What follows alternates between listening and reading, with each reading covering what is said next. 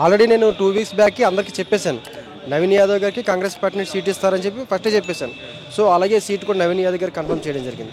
అదేవిధంగా గతంలో 3 సార్లు మాగంటి గోపీనాథ్ గారు గెలవడం జరిగింది. అంటే ఒకసారి 2014లో ఆయన టీడీపీ నుంచి పోటీ చేయడం జరిగింది. మిగతా 2 సార్లు కూడా ఆయన బీఆర్ఎస్ నుంచి గెలవడం జరిగింది. అంటే అప్పుడు 2 సార్లు కూడా అధికారంలో బీఆర్ఎస్ పార్టీ ఉంది కాబట్టి అధికారం వైపే మేము ఓటు వేయాలి. అంటే ఈ సిటీ మొత్తం కూడా బీఆర్ఎస్ పార్టీ రావడానికి ప్రధాన కారణం ఏంటంటే అప్పుడున్న ఓటర్స్ సిచ్యువేషను ఎలక్షన్ టైంలో మనకి సార్వత్రిక ఎన్నికల్లో ఖచ్చితంగా అధికారం ఉన్న పార్టీకి మనం ఓటు వేసినట్లయితే మనకి ఈ నియోజకవర్గాలు డెవలప్ అయితే అనే యాంగిల్ వేశారు. ఇప్పుడు ప్రధానంగా మనం చూసుకుంటే నవీన్ యాదవ్ గారు బీసీ సమాజ వర్గం చెందిన వ్యక్తి. సో నిన్న బీజేపీ పార్టీ నుంచి లంకా దీపక్ రెడ్డి గారికి ఇచ్చారు. సో నేనేమనుకున్నానంటే యాదవ్ సమాజ వర్గాన్ని కానీ లేదా గౌడ సమాజ వర్గం కానీ ఇస్తారేమో, అందుకే లేట్ చేస్తున్నారేమో క్యాండిడేట్ అని నేను అనుకున్నాను. సో రెడ్డి సమాజ వర్గానికి ఎప్పుడైతే ఇచ్చారో పూర్తిగా నవీన్ యాదవ్ గారికి క్లియర్ అయిందని మనం చెప్పుకోవచ్చు. ఎందుకంటే అటువైపు మాగంటి సునీత గారు సమాజ వర్గం చూసుకుంటే కమ్మ సమాజ వర్గం, ఇక్కడ రెడ్డి సమాజ వర్గం, ఇక్కడ బీసీ సమాజ వర్గం. సో మూడు సమాజ వర్గాలు ఉన్నాయి. సో ఆ రకంగా చూసుకుంటే అన్ని ఫ్యాక్టర్స్ బీసీ రిజర్వేషన్ల అంశం ఇవన్నీ అంశాలు కూడా నవీన్ యాదవ్ గారికి ఫేవరబుల్గా ఉందన్నమాట. గతంలో 2 సార్లు పోటీ చేసి ఓడిపోయారు. 2014, 2018 2 సార్లు కూడా ఆయన ఓడిపోయారు. సో ఇవన్నీ ఫ్యాక్టర్స్ కూడా నవీన్ యాదవ్ గారికి ఫేవరబుల్ అయ్యే అవకాశం ఉంది. ఇలా ఎలా ఉండబోతుంది మరి? దాదాపు ఇక్కడ అధికారంలో కాంగ్రెస్ పార్టీ ఉంది. గతంలో ఇక్కడ ఉన్న ఎమ్మెల్యే ఏమైనా అభివృద్ధి చేసిందని అనుకోవచ్చా? ప్రజల లోపల స్పందన ఏ విధంగా అనిపిస్తుంది? అంటే మొన్న ప్రధానంగా గెలవడానికి ప్రధాన కారణం ఏంటంటే అధికారంలో ఉన్నదని. ఈసారి అధికారంలో ఉన్నది కాంగ్రెస్ పార్టీ. సో ఈసారి అధికారంలో కాంగ్రెస్ పార్టీ ఉంది కాబట్టి గతంలో ఉన్న ఎమ్మెల్యే గారికి బీఆర్ఎస్ పార్టీ అధికారంలో ఉన్నప్పుడు ఈ జూబ్లీస్ నియోజకవర్గంలో ఎక్కువ ఫండింగ్ ఇవ్వలేదు అన్న కాన్సెప్ట్ ఎక్కువ ఉంది. అంటే ఒక ఎమ్మెల్యే గెలిపించిన ఎమ్మెల్యేకి అధికారంలో ఉన్న పార్టీ ఎక్కువ ఫండింగ్ ఇవ్వలేనప్పుడు ఖచ్చితంగా ఆ నియోజకవర్గం అభివృద్ధి కాదు. సో అందుకని ఇక్కడ ప్రాక్టీస్ ఎక్కువ చూస్తారంటే ఎవరు మా నియోజకవర్గాన్ని అభివృద్ధి చేస్తారు అనే అంశం. అదేవిధంగా నవీన్ యాదవ్ గారు అందుబాటులో ఉంటారు, ఇండివిజువాలిటీగా కూడా రేపు ఏ సమస్య వచ్చినా సరే ఉంటారు అన్న యాంగిల్. నవీన్ యాదవ్ గారి పైన కొన్ని విమర్శలు కూడా ఉన్నాయి కదా, ఈ మధ్యలో చూస్తున్నాం, సోషల్ మీడియాలో కూడా వైరల్గా మారుతున్నాయి. ఏం చెప్తారు దాని? ఏమని చెప్పండి, సోషల్ మీడియా ఏమని చెప్తున్నారు మీరు చెప్పండి.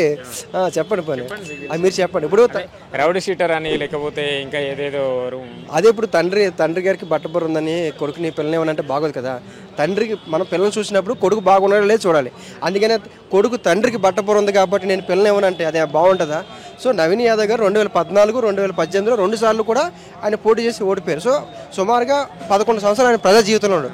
సో ఆయన ఏదైనా పొరపాటు చేస్తుంటే ఈ 11 సంవత్సరాలు ప్రజా జీవితంలో మీరు దాన్ని క్వశ్చన్ చేయొచ్చు, దాని మీద ఎలిగేషన్ చేయొచ్చు. అందుకని వాళ్ళ నాన్నగారు ఎప్పుడో ఏదో చేశారని తండ్రి డ్రంక్ అండ్ డ్రైవ్ చేస్తే కొడుకుని అరెస్ట్ చేసినట్టు ఉంటుంది అన్నమాట. సో ఇవి రాంగ్ అది కాబట్టి నవీన్ యాదవ్ గారి అంశం అనేది ఆ యాంగిల్లో చూడట్లేదు. ఎప్పుడు అందుబాటులో ఉంటారు అనే యాంగిల్ ఎక్కువ చూస్తారు. ఆల్రెడీ ఆయన సోషల్ సర్వీస్ చేశారు. ఎన్ని ఫ్యాక్టర్స్ ఉన్నాయి. కేవలం నేను పబ్లిక్ బైట్స్ కూడా నేను నా యూట్యూబ్ ఛానల్లో తీసుకున్నప్పుడు కూడా చాలామంది ఏం చేస్తారు, 10లో 3 మేము పార్టీ పరంగా కాదు ఇండివిజువల్గా వేస్తామన్నారు. అంటే 10లో 3 అంటే 10/3 అంటే 30% ఓట్స్ ఇండివిజువాలిటీ చూసి కూడా ఓట్లు వేస్తారు. సో నవీన్ యాదవ్ గారికి ఇండివిజువాలిటీ కూడా కారు గుర్తును చూస్తారా లేకపోతే కారు గుర్తును చూస్తారు. కారు గుర్తుకి ఎక్కువ ఫ్యాక్టర్స్ ఓట్లు ఎక్కువ ఉంటాయి. కారు గుర్తుకి ఇండివిజువల్గా వాళ్ళకి కొంచెం ఇప్పుడు 3 సార్లు గెలిచారు కాబట్టి వాళ్ళ గ్రాఫ్ తగ్గిపోయింది. పార్టీ అధికారంలో లేదు కాబట్టి అది ఇంకా మైనస్. కానీ కారు గుర్తుకి ఎక్కువ ఓట్స్ ఉన్నాయి. ఎందుకంటే మైనారిటీ ఓట్ బ్యాంక్ అనేది మన ఈ జూబ్లీస్ నియోజకవర్గంలో ఎక్కువ ఉన్నాయి. ఎందుకంటే కళ్యాణ్ లక్ష్మి వెల్ఫేర్ స్కీమ్స్, కళ్యాణ్ లక్ష్మి, సాది ముబారక్, బస్సీ దవాఖానా ఇవన్నీ కూడా స్కీమ్స్ ఉన్నాయి. ఈ స్కీమ్స్ సంబంధించిన ఎక్కువగా జూబ్లీహిల్స్ బీఆర్ఎస్కి సిట్టింగ్ స్థానం, ఇప్పుడు అధికారంలో కాంగ్రెస్ పార్టీ అనుకో, అదేమన్నా కాంగ్రెస్ పార్టీకి కలిసి వస్తుందా? ఎట్లుంటుంది? కాంగ్రెస్ పార్టీకి కలిసి వస్తుంది. ఇప్పుడు బీఆర్ఎస్ సిట్టింగ్ స్థానం అంటే మొన్న సాయన్న గారి విషయంలో కూడా అదే జరిగింది. సో ఈసారి ఇంకా ఎక్కువ అంటే ఇటువైపు ఫ్యాక్టర్స్ ఎక్కువ చూపిస్తాయి.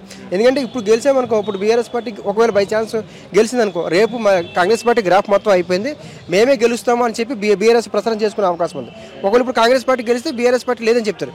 సో ఇది రాష్ట్ర అంశం చూపించే ప్రభావం చూపించే అంశాలు ఎక్కువ ఉన్నాయి కాబట్టి ఇప్పుడు దీన్ని ఎక్కువ ఫోకస్ పెట్టడానికి ప్రధాన కారణం. మొత్తానికి ఇక్కడ ఎగిరేది కాంగ్రెస్ పార్టీ.